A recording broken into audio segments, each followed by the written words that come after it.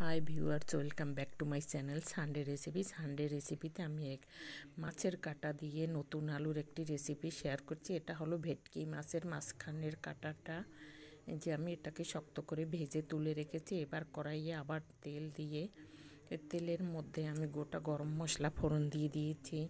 এবারে আমি কেটে রাখা টমেটো দেবো। এখানে একটা মাঝারি সাইজের টমেটো আছে।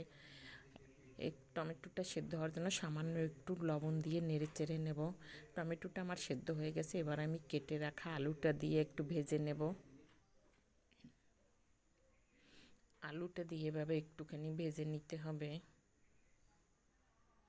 এখানে বেটে রাখা মশলা আছে আর হলুদ গুঁড়ো, লঙ্কার গুঁড়ো। বেটে রাখা মশলার মধ্যে দুটো শুকনো লঙ্কা, জিরা, ধনিয়া, আদা একত্রে বেটে নিয়েছি। মশলাটা দিয়ে একটু কষিয়ে পরিমাণ মতো লবণ দিয়ে দেব।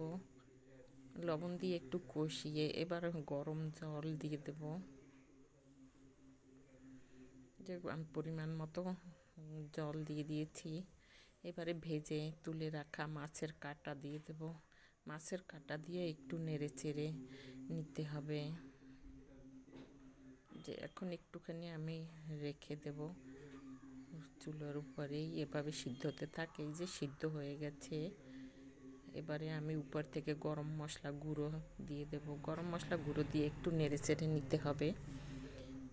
এটা রান্নাও সহজ, কিন্তু খেতেও ভীষণই ভালো। নতুন নতুন ও সহজ রেসিপি পেতে সানডে রেসিপির সাথে থাকতে হবে, তাহলে নতুন নতুন ও পুরানো দিনের রেসিপি পাওয়া যাবে।